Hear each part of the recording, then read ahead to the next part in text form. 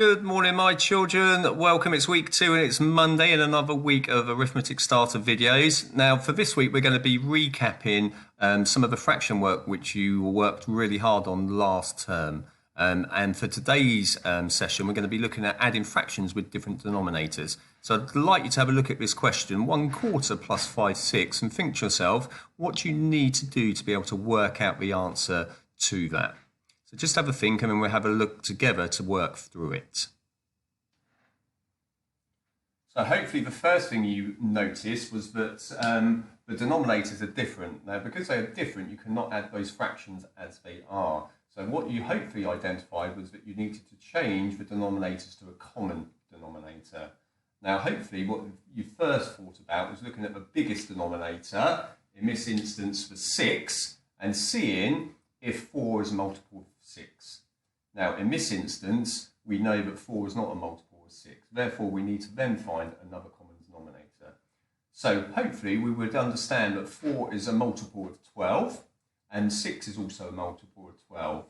So we could have used 12 as our common denominator.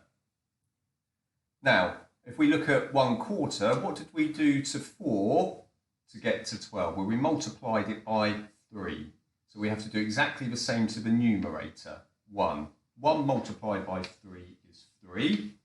We need to remember that we're adding the fractions here. What did we do with 6 here? Well, we multiplied that by 2 to get to 12. So what do we need to do to the numerator? We need to do exactly the same. 2 multiplied by 5 is 10. Now we've got the common denominator, we can now add the fractions together. 3 plus 10 is 13. And the denominator, if we remember, we don't add the two denominators together. The denominator just stays the same. 13/12. Hopefully you may have noticed there that, we've got an improper fraction now, so we need to change it to a mixed number. How do we do that? Well, how many 12s are in 13? Well, we know there's one whole. How many remainder have we got? Well, we've got one remainder and our denominator is 12. So the answer to 1/4 or 1/4 plus 5/6 is 1 and 1/12. Well done if you've done that. What I'd like you to do now is have a look at the next question, 3/4 plus 3/5. Have a go at doing that. Pause the video, work out on a piece of paper, and when you're ready, unpause the video and we will work through it together to work out the answer. Right, so let's have a look then. Well done for having a go at it. First thing we've noticed, different denominators, so we can't add those fractions as they are. Second thing we need to then think about is changing both of those fractions to the same denominator. We look at the bigger denominator, which is 5. Is 4 a multiple of 5? No, it's not, so we can't use that. So now we have to find a different common denominator. What could that be? Well, hopefully you know your multiples of 4 and 5. And if you multiplied 4 by 5, we would get 20. So we know that 20 will be a common denominator. Now, because I've changed the denominators, I need to change the numerators. What did I do to the denominator 4 to get to 20? Well, I multiplied that by 5.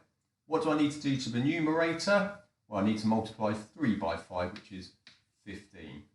On this second fraction here, 3/5, what did I do to 5 to change it to 20? I multiplied it by 4. So I need to multiply the numerator 3 by 4, which is 12.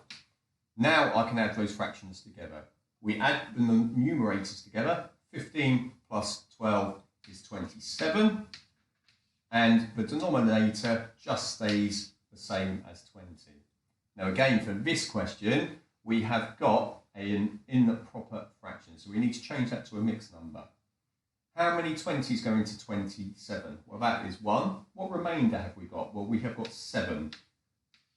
And our denominator is 20. So the answer to 3/4 plus 3/5 is 1 and 7/20. Well done if you got that right. If you didn't quite get that right, re-watch the video. See if you can spot maybe where you have made a mistake. What you can do now, children, you can see the highlighted question down here. That is one of your questions within your arithmetic today. So have a real good go at that. Rewatch the video if you need to do it. Good luck with that today, and then enjoy going on to your main part of your learning. Have a great Monday, and I'll see you tomorrow, children.